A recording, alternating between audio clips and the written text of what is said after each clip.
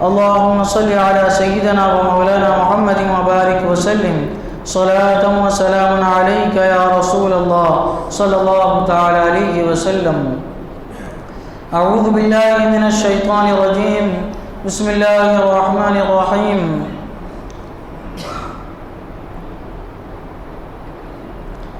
ثم بعثنا من بعدهم موسى بآياتنا إلى فرعون وملئه فظلموا بها فانظر كيف كان عاقبة المفسدين.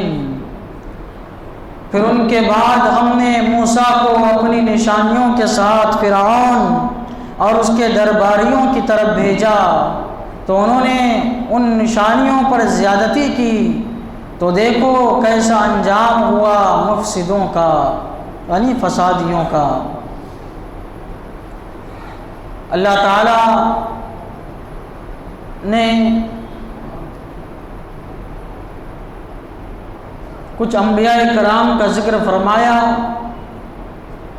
اور ان کی قوموں پہ انبیاء کی نافرمانی کی وجہ سے جو عذاب آیا اس کا ذکر فرمایا. پھر اللہ تعالیٰ فرماتا ہے کہ میں نے انبیاء کو بھیجا لیکن ان کے قوم والوں نے ان کی شان میں گستاخی کی، نافرمانی ان کی، ہم نے ان کو عذاب مبتلا کیا. پھر ان کے بعد ہم نے موسیٰ کو اپنی نشانیوں کے ساتھ فرعون اور اس کے درباریوں کے پاس بھیجا. اللہ تعالیٰ یہاں سے حضرت موسیٰ علیہ السلام کا ذکر فرما رہا ہے اور حضرت موسیٰ علیہ السلام کی قوم میں سے کچھ لوگوں نے جو آپ کی نافرمانی کی تھی ان پر کس طریقے سے عذاب آیا اس کا ذکر اللہ تبارک و تعالیٰ فرما رہا ہے. پھر ہم نے بھیجا، پھر یعنی یہ بعد کے لیے آتا ہے، زمانے کے لیے آتا ہے، یعنی پھر ایک زمانے کے بعد، ایک عرصے کے بعد ہم نے ان انبیاء کے بعد موسیٰ کو بھیجا. حضرت موسیٰ علیہ السلام کی عمر شریف 120 سال ہوئی اور حضرت موسیٰ علیہ السلام حضرت یوسف علیہ السلام کے 400 سال بعد بھیجے گئے. حضرت ابراہیم علیہ السلام کے 700 سال بعد بھیجے گئے اور حضرت ہود علیہ السلام جو ہے اور حضرت صالح علیہ السلام یہ تو حضرت ابراہیم علیہ السلام کے پہلے کے ہیں. یعنی کافی عرصے کے بعد جن قوموں کا اللہ نے ذکر فرمایا پہلے، جن انبیاء کا، وہ کون انبیاء تھے؟ حضرت لوط علیہ السلام، حضرت ہود علیہ السلام، حضرت نوح علیہ السلام، حضرت صالح علیہ السلام، حضرت شعیب علیہ السلام، یہ انبیاء تھے. پھر اللہ تعالیٰ فرمایا ان کے بعد میں نے حضرت موسیٰ علیہ السلام کو بھیجا. ان کا زمانہ کافی طویل تھا حضرت موسیٰ علیہ السلام کے زمانے سے، سوائے حضرت شعیب علیہ السلام کے زمانے کے، کیونکہ حضرت شعیب علیہ السلام آپ کے ہم زمانہ تھے. تو فرماتا ہے اللہ تعالیٰ ہم نے موسیٰ کو بھیجا ان کے بعد. حضرت موسیٰ علیہ السلام کو اللہ تبارک و تعالیٰ نے اپنی قوم کی طرف جو ہے مبعوث فرمایا. تو اللہ تعالیٰ فرماتا ہے کہ ہم نے ان کے بعد یعنی ان رسولوں کے بعد ہم نے موسیٰ کو بھیجا اپنی نشانیوں کے ساتھ. موسیٰ کا معنی کیا ہے؟ یہ موسیٰ کیسے نام پڑا آپ کا؟ تو موسیٰ، یہ منہ الگ چیز ہے، سا الگ چیز ہے. منہ کے معنی آتے ہیں پانی کے اور سا کے معنی آتے ہیں ساگوان کی لکڑی کے صندوق کے. ساگوان کی لکڑی کا جو صندوق ہوتا ہے اس کو سا کہتے ہیں.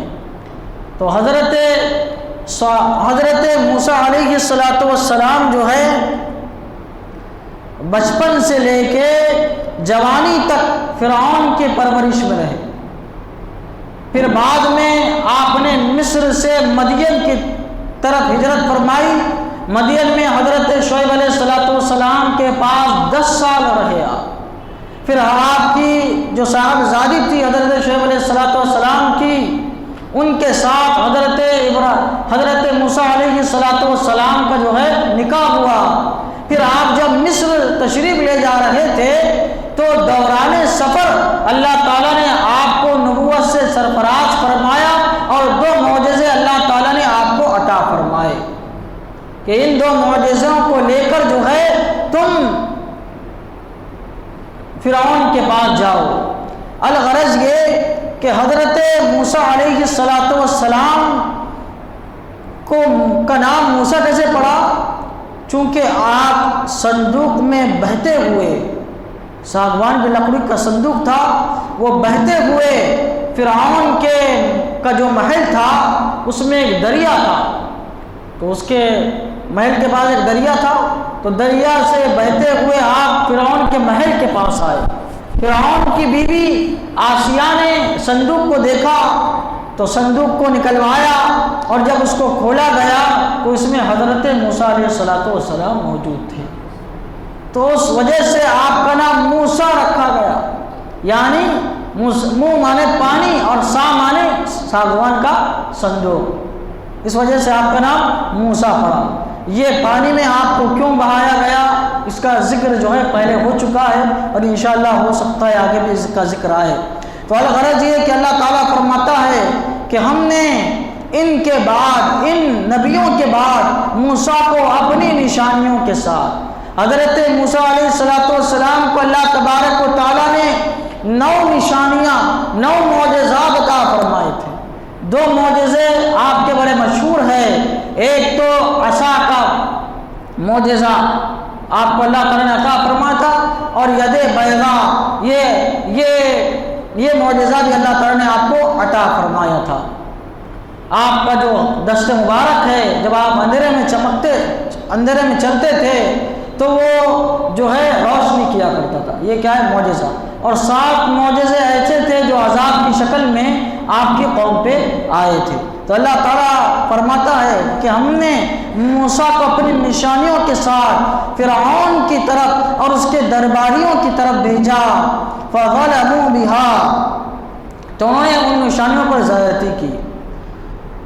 دیکھیے، جو مصر کا بادشاہ ہوتا تھا اس کو جو ہے فرعون کہا جاتا تھا، جو بھی مصر کا بادشاہ ہوتا تھا اس کو فرعون کہا جاتا تھا۔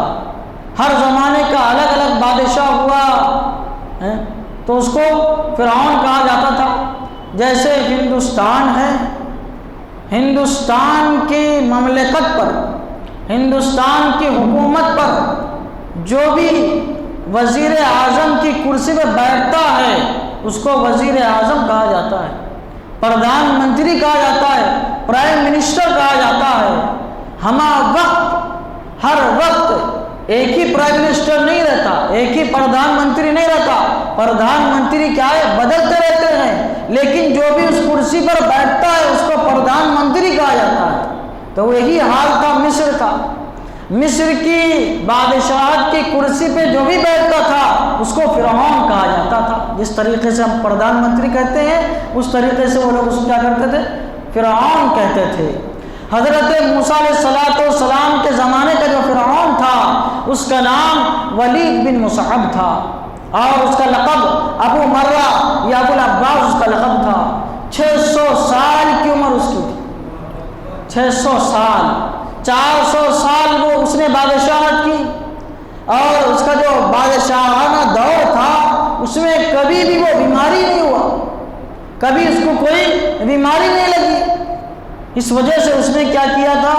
انا ربکم الاعلی، دعویٰ کر دیا تھا کہ میں ہی کیا ہوں؟ رب ہوں۔ لوگوں کے بہکانے کی وجہ سے جب وہ بہک گیا تو اللہ تعالیٰ نے حضرت موسیٰ علیہ السلام کو معجزات عطا فرمائے، نبوت عطا فرمائی، معجزات عطا فرمائے، جاؤ فرعون کے پاس، کہ اس نے اعلان کر دیا انا ربکم الاعلی، کہ میں ہی تمہارا سب سے بڑا رب ہوں۔ فرعون اس کے درباریوں کی طرف بھیجا تو انہوں نے ان نشانیوں پر زیادتی کی، لیکن فرعون کو ماننا چاہیے تھا، حضرت موسیٰ علیہ السلام پر ایمان لانا چاہیے تھا۔ معجزات حضرت موسیٰ علیہ السلام نے دکھائے، کیسے کیسے معجزات دکھائے، انشاءاللہ اس کا ذکر آئندہ درس میں آئے گا، آئندہ آیتوں میں آئے گا۔ لیکن اللہ تعالیٰ فرماتا ہے فَظَلَمُوا بِهَا، جب نشانیاں دکھائی گئی انہوں نے زیادتی کی. فَانظُرْ كَيْفَ كَانَ عَاقِبَةُ الْمُفْسِدِينَ، تو دیکھو کیسے انجام ہوا مفسدوں کا، فسادیوں کا، ان ظالموں کا کیسے انجام ہوا، کیسے اللہ تعالیٰ کو تباہ و برباد ہلاک فرما دیا. یہ کفار مکہ سے خطاب ہے، یہ رہتی دنیا تک کے کفار و مشرکین سے خطاب ہے. دیکھو انہوں نے حضرت موسیٰ علیہ السلام ہمارے ایک نبی کی نافرمانی کی، ہم نے ان کو تباہ ہلاک و برباد کر دیا.